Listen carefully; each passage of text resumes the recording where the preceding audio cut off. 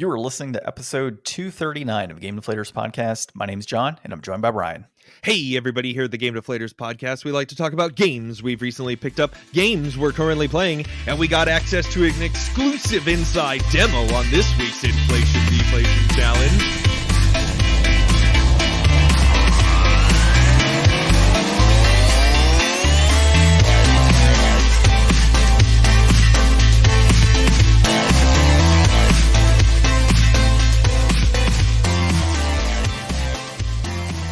So this week we're talking about Lies of P. I got it right, Ryan. I didn't say Life of Pi. Yeah. So the demo came out during this week's Summer Games Fest, right? Summer Games Fest. And yeah, we'll talk about the inflation deflation segment. I thought it was fun. Yeah, don't worry. This demo is not so exclusive that you cannot get access to it as well. Yeah, I mean, if we got access, you got access. Don't worry. I was trying to make a little Lies of Me in there for the opener, but are you a puppet, Ryan? Are you a puppet or are you a human? You're pulling the strings here, John. You're the one who's got me on here. Oh, man. All right. So before we kick it off, you can find us on thegamedeflators.com. Realize I did not say our out-of-date website. So all good there. Did you guys know how to get something that isn't out of date in date? You just remove the date altogether. No more dates, no out of date. I straight up was like, you know what? We're not messing with our reviews on here. It's just two of us, right? If we had a third landing page. It pretty much. If we had a third person, you know, that like all they did was handle that tech type guy. Of stuff. Yeah, a tech. We need a guy in the chair. Yeah, that's all we need. So we just need one guy to just like. That's all they do. They just do the website. They transcribe stuff. So if you'd like to apply and get pats on the back as payment, contact us. You can also find us on social media at The Game Deflators on Instagram and Facebook, at Game Deflators on Twitter. We're also on YouTube, so search up The Game Deflators on there. And of course, you are listening to a podcast on a podcast application. Leave us a 5-star review if you have not. And if you have, go find another podcast app and leave us a 5-star review on there. We're pretty much everywhere. Okay. Recent pickups. Ryan, I finally just bit the bullet and I picked up a new TV. Yeah? Yeah. So I got a Sony Bravia Master Series model A90J. It's a 55-inch OLED, 120 hertz refresh rate. A few years ago, this was one of the top TVs apparently on the market in terms of OLEDs. So it was on sale and I had to put it on a Best Buy credit card. There you go. So yeah, I figure I'll pay like $100 a month for the next 10 months or something, pay it off. We'll be good. But dude, it's nice. So it actually upscales automatically. So I have my PS3 automatically upscaled on there. My PS4, HDR, 120 hertz refresh rate, 4K. Absolutely beautiful. Looks great. Life of Pi. Lies of Pi. See? Lies of P. Lies of P. Yeah.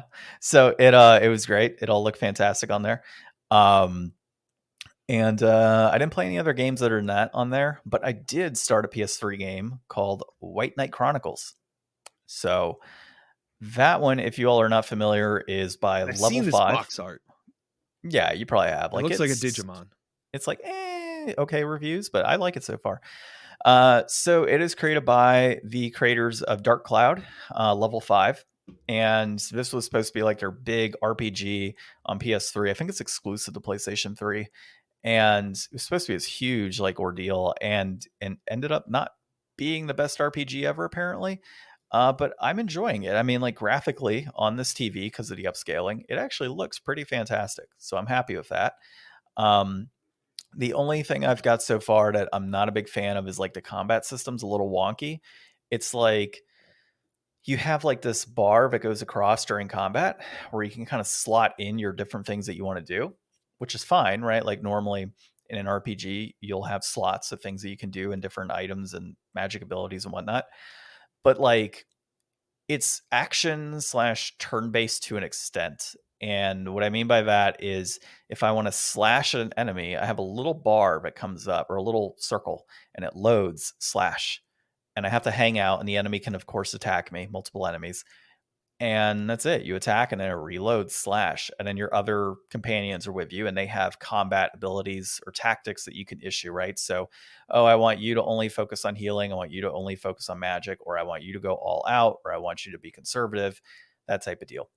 The other issue I'm having at the game right now is it starts off by saying, make your own character in this lush environment and blah, blah, blah. And I'm like, oh, okay, cool. So like I make my own character, right?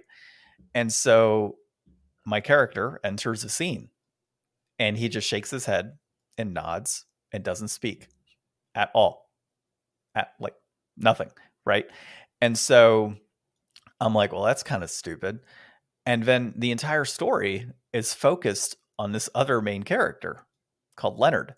So I have my character who is really a secondary character. I'm like, well, why did you even have me make a character if he's going to be secondary, right? Well, It's so one thing. generally, a lot of times when you make a character, they're not going to be like fully voiced or something, especially in the PS3 era. I get it, but like basically, as you're going through the game, it always defaults to Leonard as the main character, right? So like I'd think with like Oblivion and Skyrim and Fallout and those games, right? Like, yes, I totally get it. You're not going to have dialogue where your character is going to speak, right? And you're on your own in those missions and things that are occurring, but you're always a focal point in the main character, right? Bloodborne, Dark Souls, all that. Yes, they're individual games. They're not an RPG, but that's just really, well, they are RPGs, but they're not JRPG, 3 characters in a party type of deal. And so it's just weird to me that like you create this character and then you're playing as another character all the time, and your character you made is just kind of in the background doing nothing. Like just level them up and that's it. Like there's just no focal point to that character so far. It's just the main character story and you're just kind of there to be there. So, and all the cutscenes, every cutscene has my character in it. So you'd think that they would have had just like some generic voice acting that would go to that character, right? But they don't. So it's kind of interesting. And so it's not how like much research did you do before you chose this game? So this is a game that's been on my list for a very long time, actually. Did you look up reviews or I did impressions? Reviews. Well, I didn't dive deep into reviews, but like reviews are in the like 60s out of 100 and 70s occasionally. It's not the most highly reviewed RPG like ever, but it's a 20 to 25 hour RPG. So it's right in the wheelhouse of what I want to play right now. The world is very much like that medieval style world, so it kind of is like a throwback to some of the Final Fantasy games I play years past. So that's kind of what I was looking for. And I didn't want to dive into like another tactical or another PS1 RPG, which is, you know, lower quality graphics. Like it was cool to say, hey, I'm going to play a PS3 RPG. So that's the route I went. And I'm, by all means, I'm not angry at the game. I like the game. The story is actually pretty good. There's just a few things that are just, like I said, the main character thing and creating a character is just super weird. And then the combat system's kind of odd. I will say the dungeons are long as all hell. Like right now I'm in this like big plane and it's very linear as far as where you go, but it's not like random battles. All the enemies are kind of around, right? So like at any point, if an enemy's there, you're going to engage a battle and there's no real way around it. So that kind of sucks to an extent. But you can see them wandering the map. It's not like random battles. Yeah, it's not like random battles. Like you literally see red dots on the map as you're going through and you're like, oh, okay, that's an enemy. Yeah, it's not bad. Like it's an okay RPG right now, but the story is actually pretty good. Like I do enjoy the story. I would say the story is definitely, you know, if I had to compare it to like Cardia that I had just played, I would say this is actually a better story so far than Cardia. And I've only played like 2 or 3 hours so far. So how about yourself? Not much on my front this week. Honestly, I really haven't had much time to play Zelda. So I fear that I'm kind of getting to that point where it's like I've had the game for a few weeks. I'm not playing it every day. I'm not even playing it every other day at this point. So like it's starting to slip through my fingers a little bit.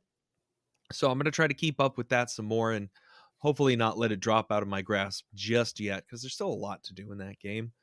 And then I need to get started on the Summer Game Challenge. I'm staring at that game sitting on my table back here every day, and I just haven't gotten around to plugging the PS3 back in.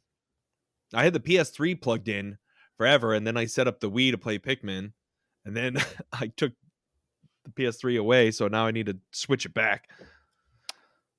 Well, the good thing for you is you got about 4 months because Arizona summer is not exactly like Yeah, right. I got you know. at least through November. Yeah, pretty much. Well, now you got And through that'll at least leave me October. still a month to finish my actual new games resolution. I think we'll give you until the last 100-degree day of the year. Okay. Like if it's 100 degrees and then like a week passes, then you miss your time. Like that's your last slot. Oh, you know what? I do have an update for you.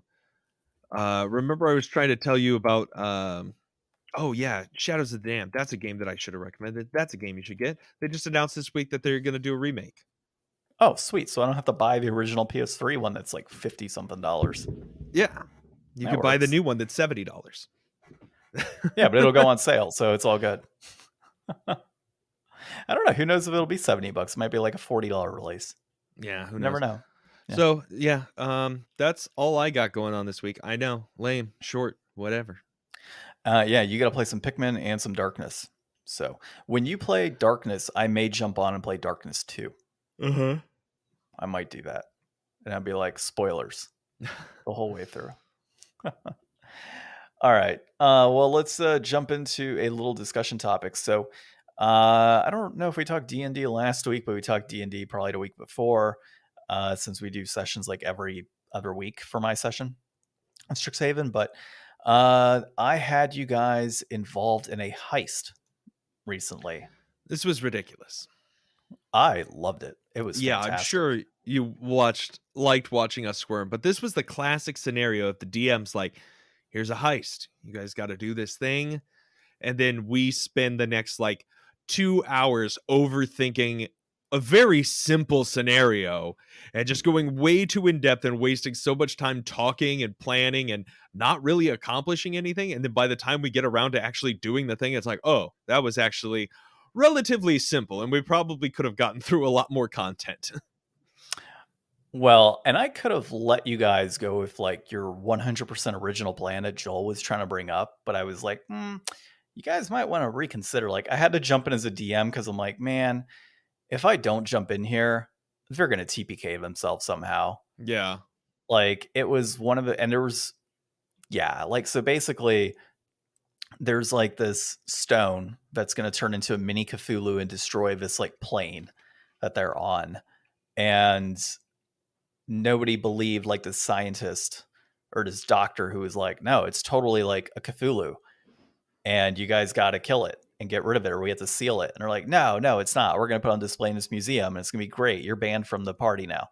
And so I had the entire group go to a gala for this and then like plan a heist around the gala and then break in. And I don't know why, but I mentioned several times that there are traps and there are alarms and there are things that will seal doors shut. And for some strange ass reason, when I said there are several guards who will be in said room, the group is like, we're going to burn a giant hole of acid in the wall where the stone is at. I'm like, so you mean a tiny hole? We were mini. No. Joel was like, and then, but okay, you guys are mini. How are you going to get a giant, like 4x5 cube of Cthulhu through a mini hole? You'd have to burn a giant hole. We were going to stick it in the bag of holding. Doesn't work like that, sir. You'd have to be big to put in the bag of holding. The bag of holding. We had enough doses that they were going to go into the room, get big, stash it, get small, and get out. That was the plan. Was the plan, but there were multiple guards in there. So multiple guards, like multiple secret entrances that were all pointed out clearly on the map we were given. And John's like, how'd you guys know there's a secret door there? It says so on the map you gave us. Well, no. Okay. So yeah, you guys were given a heist map, but somebody had scouted it out already.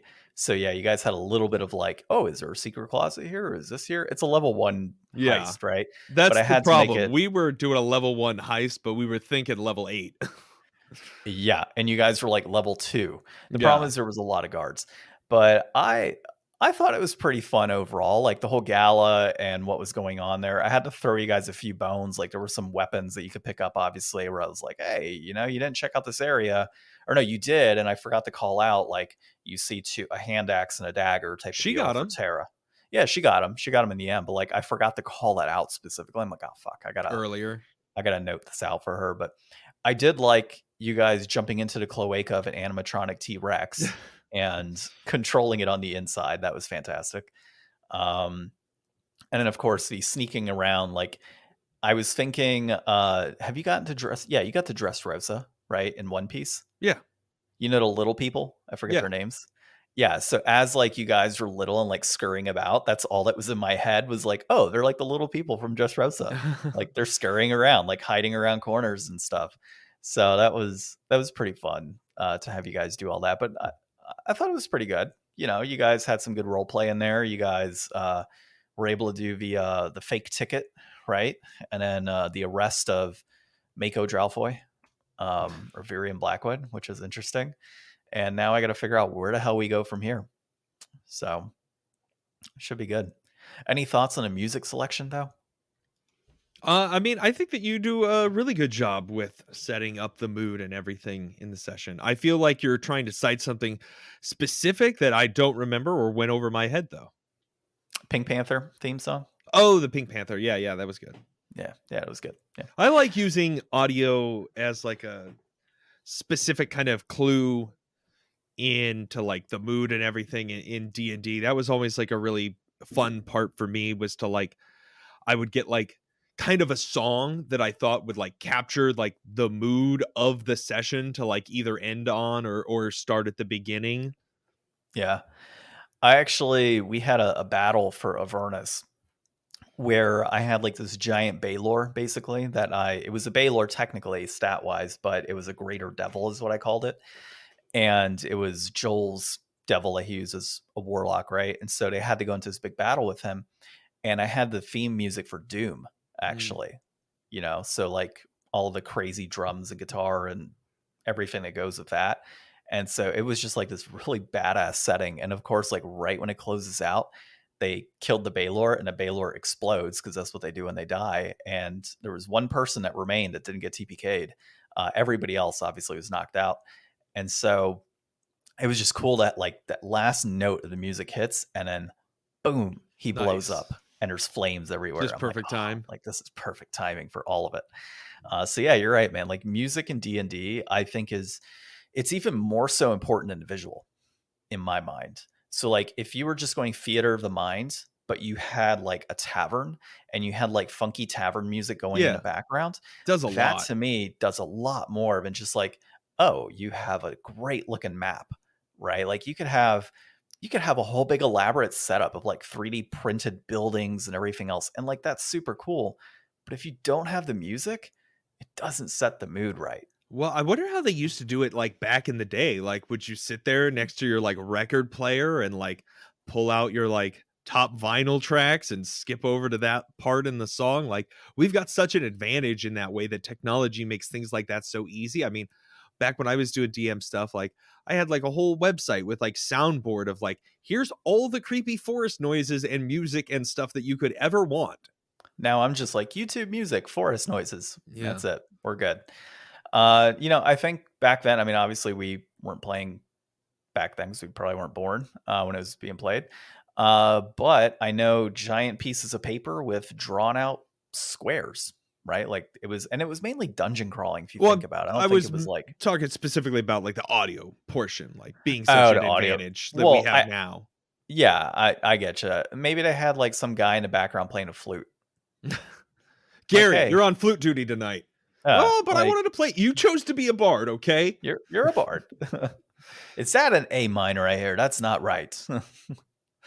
So yeah, I mean, I'm all for it with the music and D&D. And if you guys have any requests for music, of course, not on the podcast, Ryan and the group. If you guys have any requests, always feel free to ask or pass me something, and I will maybe make it happen. Kind of like a DJ, right? There we go. John, I want this to be the battle music in our next DJ DM. Sure, that works out.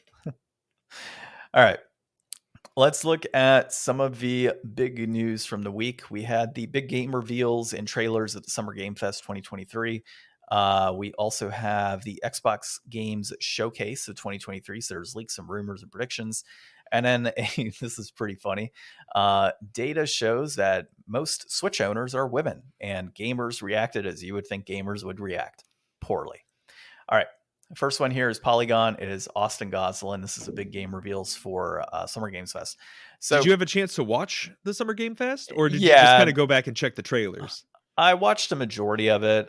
See Nick It was Cage? like, you know what? I actually skipped that. I was not interested in that. Oh, yeah, yeah. He Yeah, was I was. fun. Like, I mean, he did the Nick Cage stuff that you want him to do, coming on stage and like being present. And I mean, it was definitely trying to like write off that Keanu energy from, E3 a few years ago.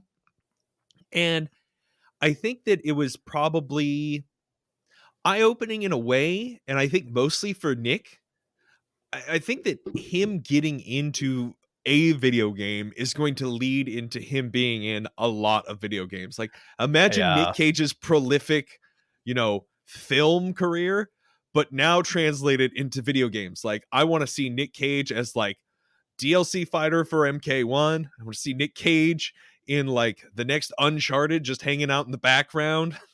I want to see him as a he. selectable racer in the next GT Gran Turismo game. You didn't know that he's actually the lead in the new Grand Theft Auto, like Oh, in really? Miami. Yeah, there we Yeah, go. no. So, yeah. Oh, what's that? Bloodborne 2. Wait a second. That face looks very familiar. Yeah, so maybe we'll see more of Cage in the future, but we did get to see a lot of really dope stuff. Um, I Yeah. think that the opener for this was so strong and interesting and a great, great secret to just pop out there, because like we were all so disappointed by the reveal of the Prince of Persia remake a few years ago. It looked awful. It got so much flack. It's been delayed. And then for them to just come out with like, hey, guess what? Here's like a Metroidvania kind of throwback to the original Prince of Persia style that looks sick as fuck. Like, Yeah. that was really compelling looking. Like, I definitely want to get my hands and play that one. Didn't we Yeah, play that some one. of the original Prince of Persia on the podcast once? Yeah, we played the original one on the NES. Yeah, yeah.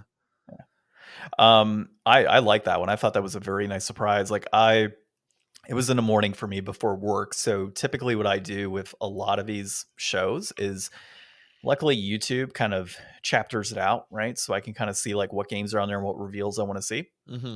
And that was one where I'm like, Prince of Persia, what the hell's going on? And it's not because I skipped to the chapter.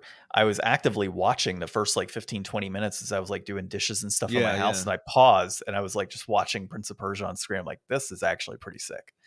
Yeah, I liked that. That was a nice surprise for sure. Mortal Kombat 1, dude, I'm stoked for that. That's actually probably the first Mortal Kombat I'll buy like in a while. Yeah, the last one I bought was the like Mortal Kombat from 2009 or 10 or whatever on the 360. Me and my friends played a ton of that one. The one that kind of like rebooted the series and told like the first 3 games or something again.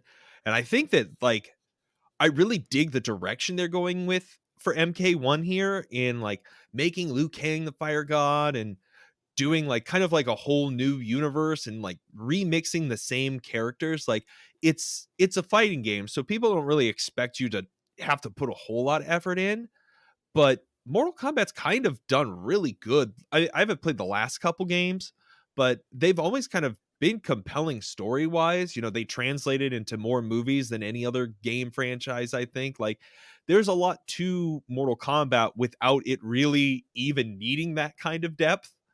And I'm excited to see that kind of thing happen here, and maybe even to see that translate to some other game stuff down the road. Like, some of these old tired franchises that have just been through, so many iterations, like, take those familiar characters and mix them up in different ways. I mean, the comic industry has been doing that for a long time.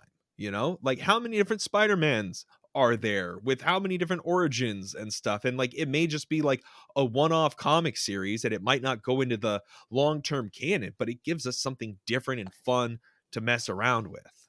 Well, to answer your Spider-Man question, it's technically infinite, I think, because of all of the multiverse worlds. Well, I'm going to check out So, that movie this afternoon, so I'll let you know.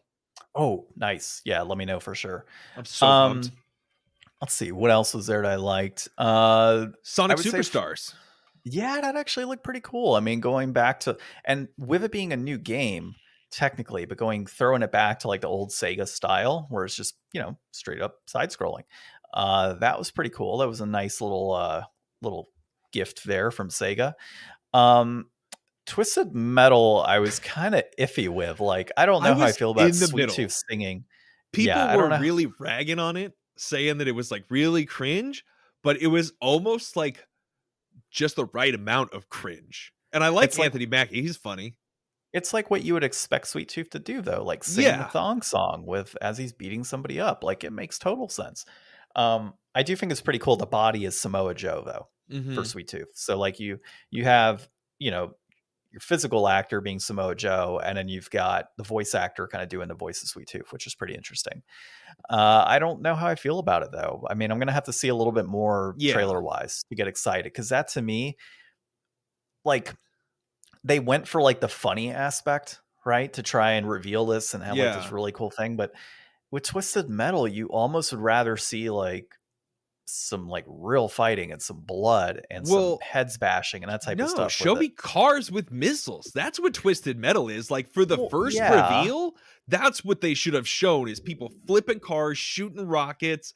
Maybe I don't even remember who's the silver-haired evil guy that's like granting somebody's wish at the end I don't remember. when they win, but like show me some stuff like that. One scene was fine to show, but it just wasn't really anything Twisted Metal except for Sweet Tooth. Like other than that, there was nothing that said Twisted Metal about it. Yeah, I mean, you kind of have to. You're not going to have a whole show that's all cars, right? It's just not going to happen. You have to have some sort of depth and storytelling. So I do agree with you, though. There should have been some elements of like Sweet Tooth's ice cream truck, right? That should have been kind of portrayed there. Maybe it's him like beating the shit out of somebody and then like he leaves in his Sweet Tooth vehicle, right? Like Or that would have been pretty cool. or showing the scene, but showing an actual trailer for the show too. Because this wasn't a trailer for the show. This was just an excerpt from an episode that we got to see. So like maybe if you had, front loaded it with like a Twisted Metal trailer showing clips and stuff, and then had that as like finishing it off, that might have done a little more. Yeah. So I'm kind of going based off your list here because you actually pulled out everything that I was kind of mildly excited about. Yeah, Uh, Sandlands for sure that looks was, dope. I'm yeah, so it looks super interested to cool. see. I'm not a big fan of like cell shaded games, but this actually sold me. Like Well, I I mean, was very Akira interested in this. Toriyama's like Dragon Quest games and stuff have been like so popular and in that art style for so long. Like, I think everybody initially was like, okay, another Dragon Quest game. Got it. And then it's And like, but DBZ World type setting was like, whoa, wait a second. yeah. So to see that, I didn't even know he had like a whole other, I know he has other comics besides, Dragon Ball, but like I've never heard of Sandland. So to know that this is based off of like some existing IP gives me hope that like maybe the story will be like really interesting and compelling.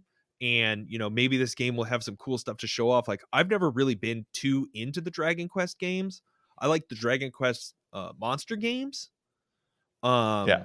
So I always love that art style. So I'm really interested to see this one actually. Yeah. Probably Yeah. I the am too. most. Yeah. This is one that definitely my attention has been diverted to it. Right. But Mhm. of course, really kind of finishing things off was Final Fantasy VII Rebirth. Right. And on 2 discs, we're getting 2 discs, Ryan. That's good. Uh, yeah, it looked pretty good overall. Like I'm seeing comparisons from people who are like, look at Xenoblade Chronicles 3 and look at Final Fantasy 7 and like picking and choosing like all these super busy scenes in this game. And I'm like, no, like there's no comparison between those 2 titles, but it looks pretty sweet. I mean, it's pretty much taking what disc 2 and expanding it out to like 40 flipping hours, Probably, like yeah. that kind of pisses me off a little bit because I would anticipate like I only want to put in 50 hours of gameplay max, maybe 60 into a game like this. And you're going to be forcing me to play like 120 hours instead because of all of the discs and all of the content that's being built out here when you literally could have just done like a straight out regular old remake. Well, You you know? just play the original then. No, because it doesn't have the same graphics. Like The that's the other point, thing right? here is I think that they confirmed that you don't need to play the first one. What? So that's the one thing that I was really wondering is like, how is a like multi-series game like this, but with a JRPG, going to translate your level and skills and everything that you did. So like how much of what we do in this game is going to translate to the third title?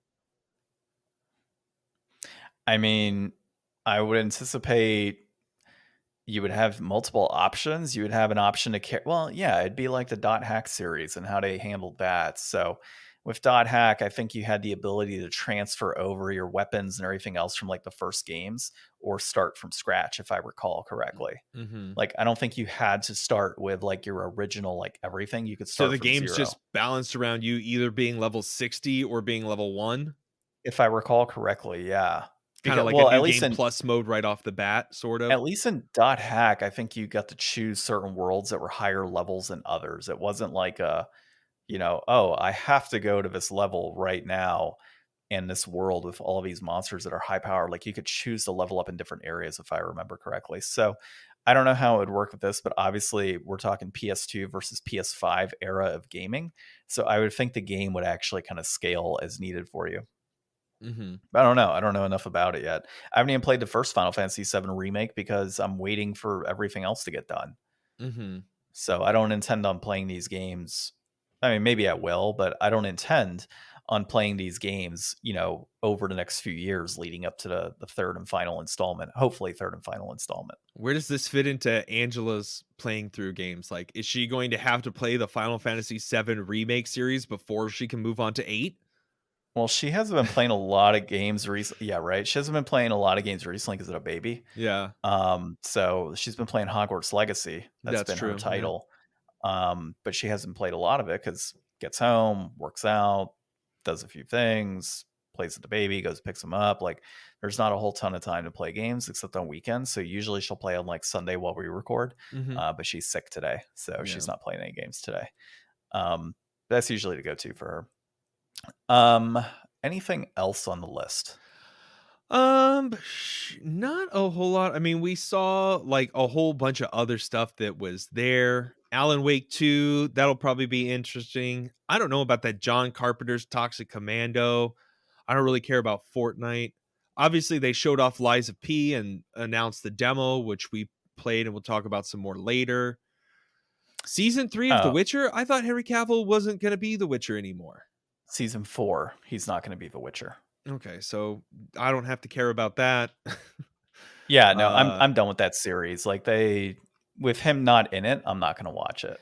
I guess I do want to shout out Path of Exile 2 just because I played it a bit back in the day, but one of my favorite creators, Ziggy D, he is a big Path of Exile streamer and he's really in tune with grinding gear games, and just to see that studio have come from like what Path of Exile was like in its beta to what it is now to what Path of Exile 2 is going to be. This is going to be huge. And then also the boldness to put this out as like a big trailer, like while Diablo 4 is doing so well. Like, I like that they're saying, hey, look what we can do. Look what we've got, and putting it out there in front of everybody at Summer Game Fest. And I'm excited to see more information about that. Looks like it's coming up July 28th. I guess that's probably going to be ExileCon or something. Yeah. Did you know Devolver Digital had its showcase as well? Yeah, I saw the short list of stuff they announced, and there wasn't anything that caught my attention. I'll look it up again here. I got the list. You have Wizard with a Gun, which I think we had already seen previews for. You had the Talos Principle 2, a game called Baby Steps, and then there was also Human Fall Flat 2. Yeah. So nothing like the prior shows, unfortunately. So. Yeah. Was it like a big spectacle? Did you watch it? Was it like a fun thing? I didn't. I just saw the overall list like yesterday and didn't really dive into it because just from a title perspective, I was like, it doesn't seem like prior years, in terms of quality games that they're releasing. So we'll see. Maybe I'll check out the trailers later. All right. Next diving in. Yeah. Oh, sorry. No, you're good. Xbox Games Showcase 2023 leaks, rumors, and predictions. This is Den of Geek, and it is Matthew Bird. So Ryan, kick us off. You're excited. This is happening today after the podcast, so we actually don't know exactly what's going to be there. So this is mostly rumors, speculation, and then, of course, all of the massive leaks that have been coming out leading up to this because nobody could keep their mouth shut. But we're going to have the Xbox Showcase, which I'm extremely excited for as an Xbox person these days. And we're going to get like its own Starfield showing, which I'm going to eat that up. I'm just so excited to see what Starfield is going to really be and what it's really going to have to offer, because I've just been so worried that it's going to fall flat and it's going to be Fallout in space and it's going to be janky and there's not really going to be anything new and compelling. Like, I was so excited for Fallout 4. And then I got Fallout 4 and I played like half of it because I was like, this is like the same game, but not as compelling as New Vegas was. So it's like, I really want to see that do really well. I gotta have my hopes high for that. Avowed looked really interesting from the little tiny glimpses that we'd seen. And if they can come out and show us some like real killer gameplay, I think that would do a lot, because I know that they've had a few games in the last few years. Like my wife's playing Ghostwire Tokyo still, and then there's that Avernus game that was showed off last week. But like basically first person shooters, but with like more magic, not guns and stuff. And obviously at Avowed he had a sword. It looked really more like you know, Skyrim or Elder Scrolls kind of thing. But like a lot of that like first person shooting magic stuff just isn't super compelling. But like from that little teaser that they showed us like a couple years ago, I was like, it had a little more edge to it than what I had seen with some of this other. So we'll check that out. Silk Song, that's been on everybody's bingo card for like every showcase that's been going on for the last year. Everybody's hoping to see some more Silk Song, so hopefully we'll see that. And then Fable. I mean, Xbox did that teaser thing like a week ago with the glitter trail, and they showed that CGI trailer like 3 years ago. But like, I don't know, John. Do you know Fable? Have you played Fable? Years ago, I played a little bit of the first one, but I never really dove into it. So I get the concept of I like being able love to the turn first good or one. bad throughout. Yeah, the But first yeah, it's one. not. Sorry, I'm No, stepping all over you today.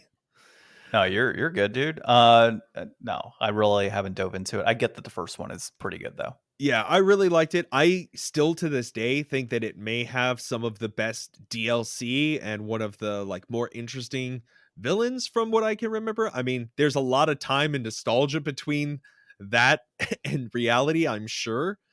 But I'm so pumped to be able to play Fable and maybe even be able to share it with my wife, because like I think it's a compelling, interesting, fun game and world.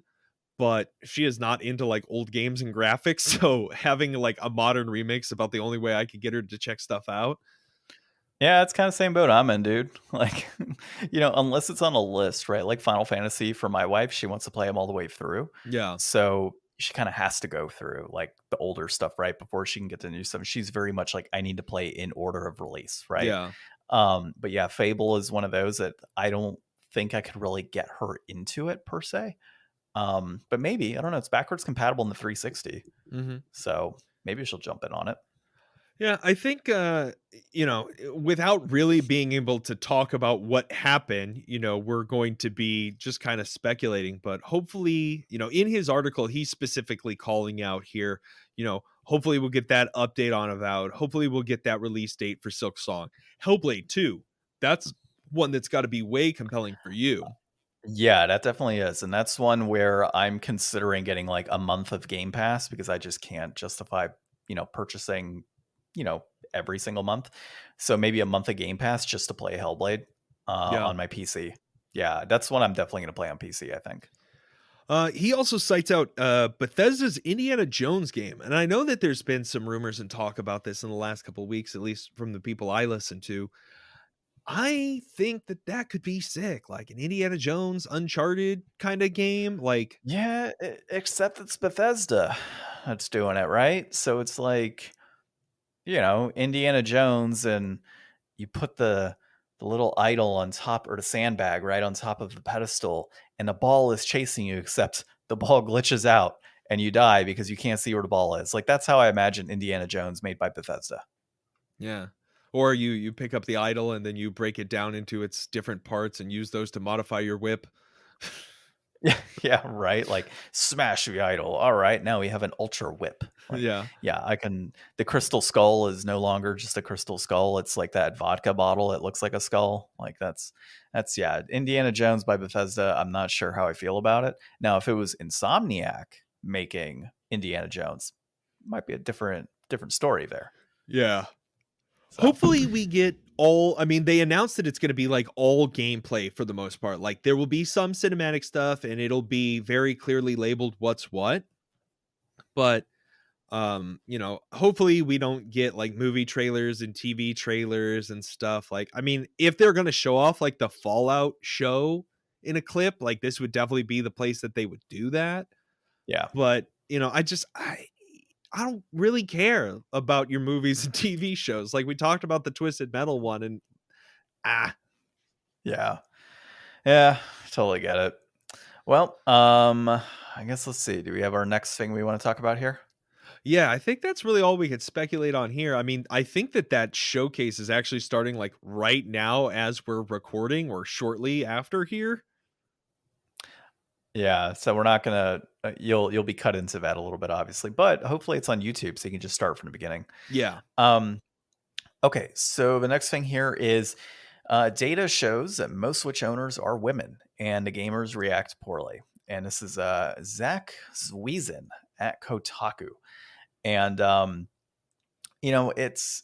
Do you have the stats up in front of you? I think it's Yeah, like so I've got it here. So 41%. Yeah, new go data on. also reveals that 45% of Xbox owners and 41% of PS5 owners are female too.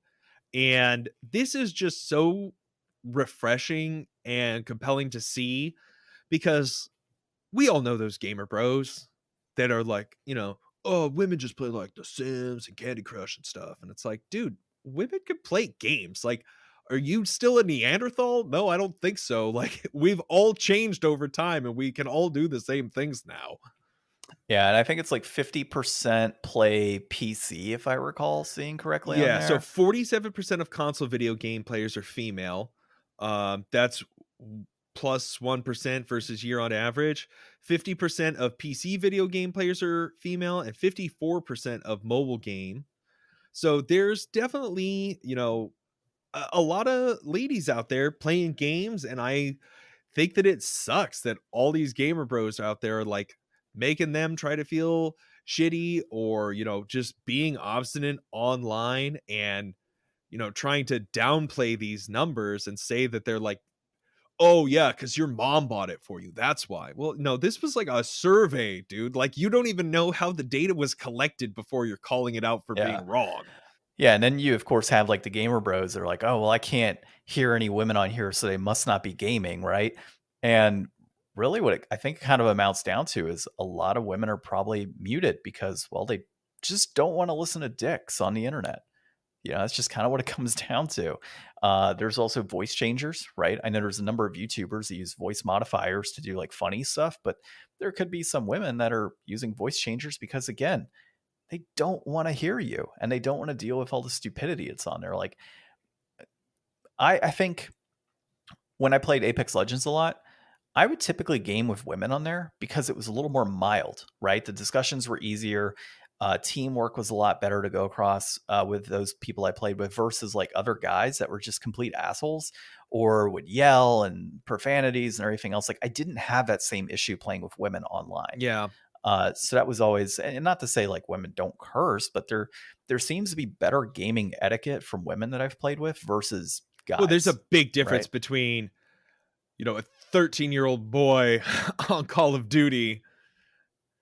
Like, Yeah, I just think that, like, with those numbers, I think that, like, there's, hopefully a change that could be made or, some steps that could be taken. Like, if women knew that there were more women out there as well and they all were able to get together and like shout down these gamer bros and just tell them they have small dicks in their incels or something, like that would be a way better thing than like these guys going on and being like, oh, you can't even play because you're a girl or whatever.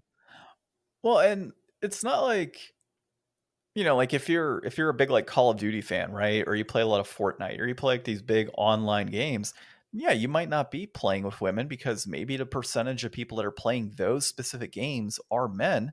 Like my wife doesn't play games online. Mm-hmm. She plays the Harry Potter game. She plays Assassin's Creed. She plays one-player games. Like she doesn't play any I don't play multiplayer. multiplayer games anymore either. I really don't either. And your wife doesn't, right? Mm-hmm. And your wife games. So yeah, like if they were taking the survey, they would definitely be accounted for in terms of women who own those consoles or play those games, but you wouldn't know otherwise because it's not like they're hopping online playing. Yeah. Let's see So, another stat. Let's see how many men read books. yeah, you can count me up as 0 on that, dude. I haven't straight up read a book in God knows how long. Well, no, it's been a couple of years. I read The Witcher. Oh, okay. The first Witcher book, and Oh, then when I you got were like visiting midway through your the second. in-laws? Yeah. Oh, yeah, that's right. We talked about that. So that's right. We did talk about that last week. No, other than that, I've read like textbooks and stuff in the past, and now it's just like editorials, like white papers and whatnot. So the one really cool fact that I love that they point out in this article here is that Barbie fashion designer outsold Doom and Quake in 1996 and was the 9th best-selling PC game of that year. So this is not a new phenomenon by any stretch. Well, I just want to point out though, what are statistics for men owning consoles versus women during that period of time? This is PC. PC? Yeah. That's specific to Barbie game? Barbie fashion designer outsold Doom and Quake in 1996 and was the 9th best-selling PC game of that year. So think about that though. What were the stats of women versus men playing games? Like if the stats were like very much men, that means there was a lot of dudes out there playing Barbie that year. Right? Yeah. So I think that this is just a thing that we need to move past.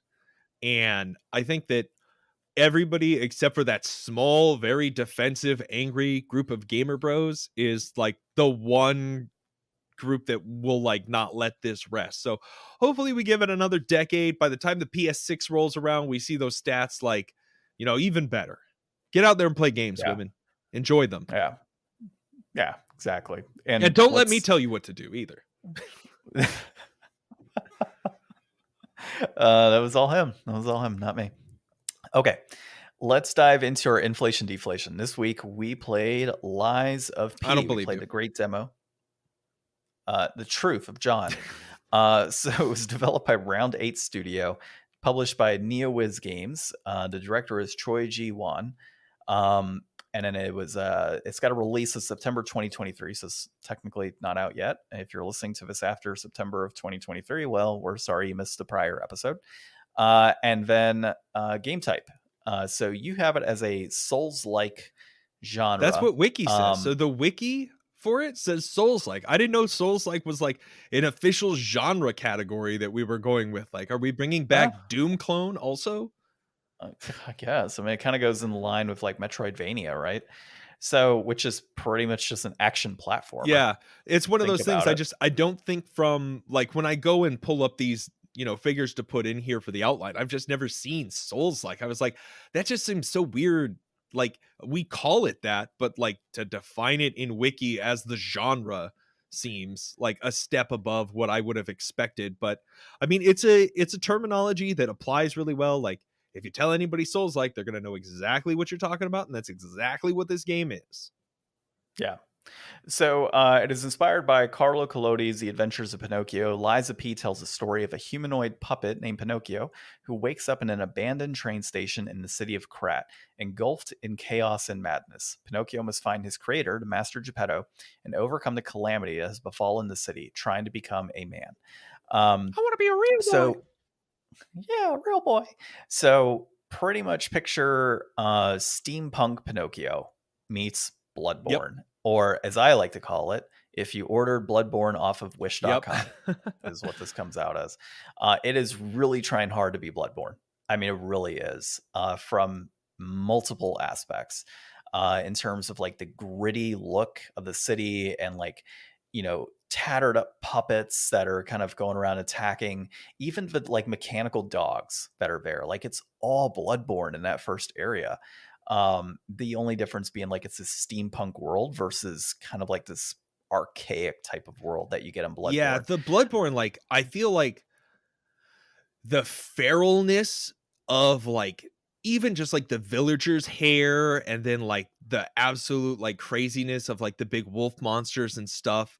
Like I feel like that really comes off in a more compelling way than kind of like the clean design of them being like animatronics and stuff in this. So Yeah. it's like that's I feel like the part that really kind of pulls back from the Bloodborne for me is that Bloodborne, like the spectacle just seemed so much more over the top from the beginning and like wild and ruthless in the enemies, whereas this is very much like, oh, I don't know, it's like a decent looking like cop robot with a stop sign and he's trying to slap me with it. Like I don't feel that intimidation and fear like from Bloodborne, even though otherwise it's exactly the same. Yeah, like even down to the detail of like the dogs are like hanging out doing nothing and like maybe eating something or like mangling something up, and you come by and then they go to attack you, right? Even the action they take at jumping on you feels exactly the same as Bloodborne. You also have like some of these animatronic, like you said, like police like guys. Some of them have no heads, Mm-hmm. right? And they chase you, but like they're just kind of chilling out, sitting on the ground, and they stand up like they do in Bloodborne and attack you. I think there's even a one that shoots Yeah. bullets, which is also in Bloodborne. So it's it definitely is Bloodborne, but with puppets, What about the combat? and What do you think about the combat? it's sluggish, in my opinion. I think it's a little Is it sluggish. weird that there's two attack buttons?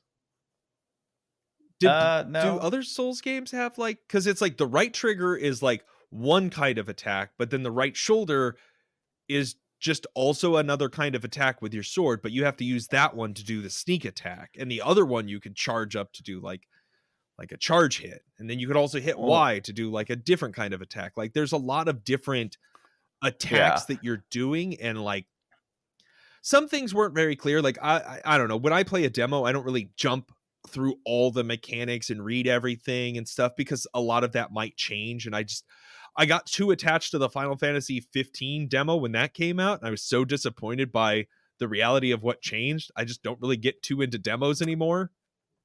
yeah. There's quite a bit in this one. So I mean, it's pretty much giving you the entire intro. I imagine if I was to finish it, it would say, "Oh, you can now transfer this data over to it when it comes out, Did you beat that in boss? September." I did. I beat the first Yeah. boss. There's two bosses in the demo. I didn't beat the second one yet. Oh, I didn't even get to the Um, second boss yet. did you beat the first boss? Yeah, the big circus guy. Yeah, the master Yeah, puppet or yeah. whatever, puppet master or whatever it's called.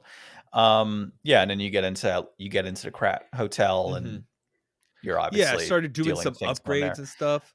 I thought it was weird, Yeah, like, so the first Stargazer, which is like the game's equivalent to bonfires, you're about to point out what I you was got going to to and as you could well. level up. But then all the other Yeah, ones you can't level up at them. I don't know what's up with that. Like, I just don't understand. Is that a matter of like it's the demo or Yeah, I thought it was a glitch because like once I got to the hotel, I was like, okay, I could talk to the lady, but like in Bloodborne, didn't you have to go back to the hunter's dream and level up there? Like you couldn't level up just at the little lanterns, right? no, you had to level up at the Hunter's Dream place. Yeah, I think it maybe is is Elden Ring the only game that you could just level up anywhere? no, Dark Souls you could level up But anywhere. didn't you have to go to the Firelink Shrine and talk to the maiden to level up? No, You no, could just level up at the yeah, she would. bonfires? Yeah, Okay. yeah, level up at bonfires. Um, Yeah, that was weird. yeah, and I thought it felt yeah, weird. I was like, this is weird. Like, shouldn't I just be able to level up here? yeah, and then like I even went as far as like to travel back to the where I was at before the original Stargazer, and I couldn't level up there either. I thought, oh, maybe I just can't level up at this one, but then yeah, and like you just beat the boss and you get all of those parts, right? Materials, I think is what they call it in this game, and you couldn't level up with what you just did. So it's like that's kind of dumb. Yeah. Um, It's weird that they would yeah, introduce it in one way and then that's not really the way it works and take it I away. mean, maybe as you progress out of there, you can level up again at another Stargazer. I just didn't leave Krat Hotel, like because I had to feed the baby and then record a few. Um, but overall, the different items that you have like the injection type shots, right? So you got the pulse one, which gets your health back, and then there's another one, I forget what it's called, but it allows you to refill that special attack meter, which if you hit triangle like 3 times, he does several slashes, and like swings his sword up and does like flames, Oh, right? I imagine out of the three, which one did you I pick out of picked the three the potential options? cricket style. Okay, I picked the big sword style. And so maybe it's different to cricket style, but if you do hit 3 times with that special attack, it'll allow you to do several slashes in blue and then a flame shot up top. And I dealt like 600 something damage each time I did that. So it's quite a bit. And maybe the style is different in terms of speed and not as sluggish on the cricket style, but like the big sword style, it did feel kind of sluggish to me. Even like the dodging and all of that. Luckily, there's a few months left, right? The game's not completely done. There's going to be additional patches and work that needs to be put into this. So it'll be interesting to see like what the final results are in terms of reviews. But I would say as of right now, it's on my list as a game that I want to play. Is it a day one purchase? Probably not. Like just based off the demo that I played, like it's compelling enough, but it's too much like Bloodborne Yeah, I want to right see now. other people's reactions because you're reacting exactly the same way that I kind of reacted, but I haven't heard anybody else talk about it yet. So I'm wondering if it's just us and everybody else is super hooked or what's going on. I can't imagine. I think that the Souls like genre I think has to change. I think that, the main studio behind it realized that and they put out Elden Ring, which is just so compelling and above and beyond that I think that just doing the same Souls like thing again is really going to kind of get lost in, making things newer and bigger. Like the Souls like kind of linear, but, with a very interconnected world that you can, go back and go this way and unlock this shortcut and stuff. It has all of that, but that's still, it doesn't feel like what I want the next gen. Like that feels like what the last gen was. And it was really great then, but like give me more Yeah. next, newer, open it up, do something else. Like I thought it was kind of Yeah, interesting. They have a sword sharpening mechanic, which is kind of like a throw over to Monster Hunter. So yeah, and the short sword that adds a little more like a greater level of difficulty, I feel, to the game as mhm. well. Like having that sword sharpening that you have to focus on in battle actually kind of makes things a little harder. Like that first boss battle wasn't really hard. I leveled up quite a bit, just to make sure I could get past it with no problem. And it took me a couple tries, right? Because I just had to get that pattern down right. Um, but the sword sharpening really just kind of made it difficult, right? Like you had to keep dodging over and over. Okay, sword sharpen, sword sharpen. All right, cool. I can start attacking again. And then there were several times I got down to the red because I was blocking attacks, right? Oh, And John, you just don't block. Don't you know how to play games? You don't block. yeah, right. Okay.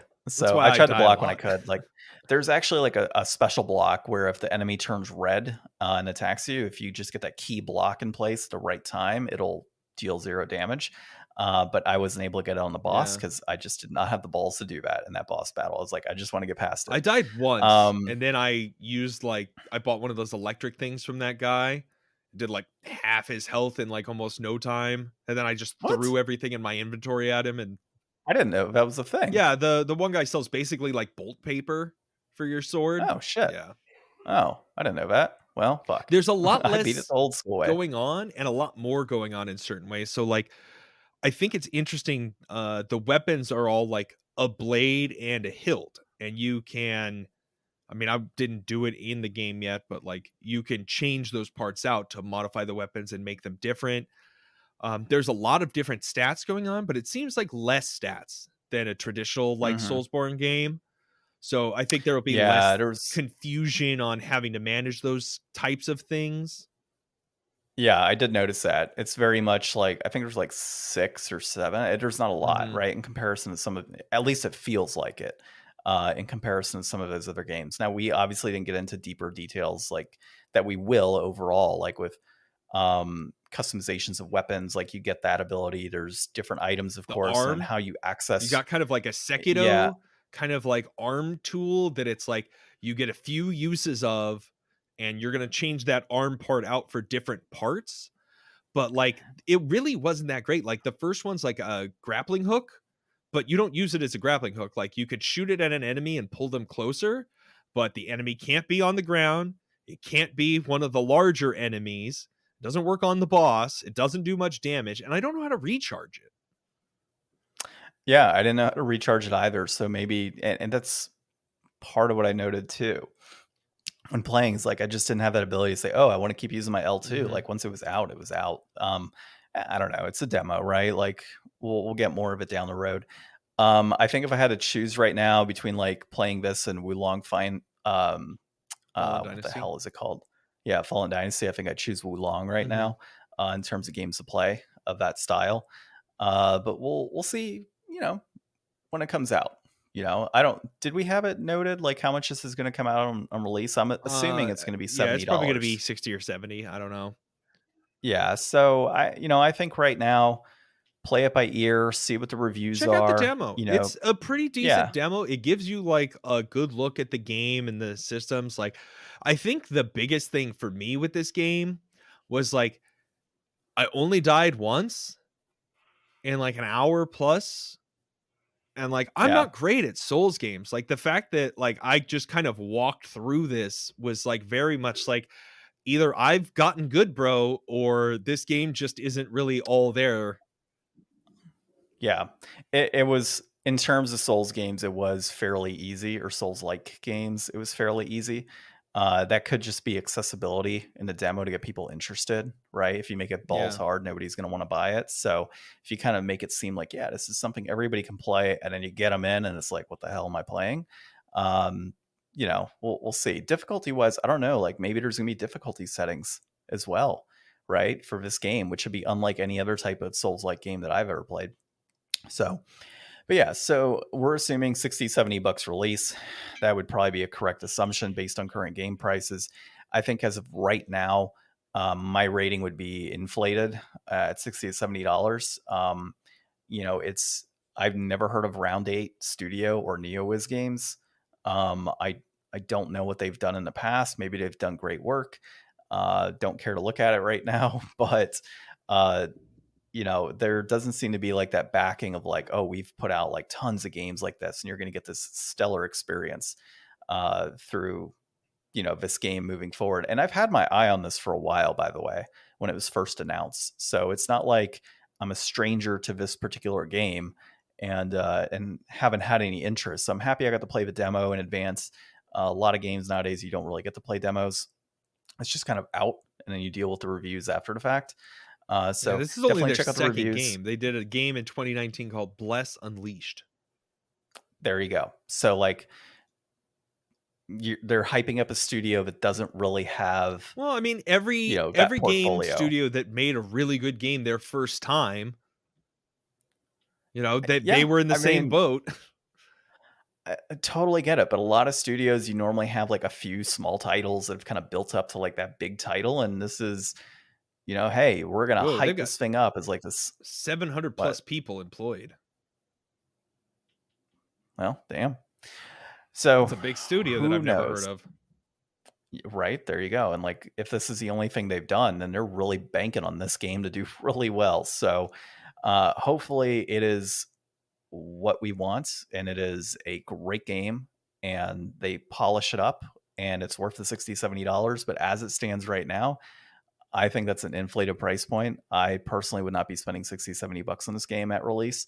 I'm going to wait a little bit for these reviews, and then if reviews come back and they're 10 out of 10, 9 out of 10, like this is the best game ever since X, then that's compelling enough for me to say I'm going to dive in. But as it stands right now, I would not be buying this day one. Mm-hmm. I made that mistake with games like Biomutant, Yeah. right? Yeah, you did. Pre-ordering. So I'm gonna hold on this one. As much as I want to play and continue on, I'm also hesitant for sure. And also given the whole like Bloodborne clone type of atmosphere, I mean, it really does feel like Bloodborne from Wish. So yeah. What about yourself? Inflated, deflated, just right? I mean, it's so hard to say. I mean, for what we played, I'm going to go ahead and just say just right. Like, I think that in the vast spectrum of games and, especially Souls like games, there's probably some bad ones. There's probably some good ones. This one doesn't seem offensively bad or extremely good. So I'm just going to throw it in the middle for now. Okay. Sounds good. All right. Well, not sure what we're playing next week. We'll figure that out later. But this has been episode 239 of the Game Deflators Podcast. My name's John. I'm Ryan. And thanks for listening.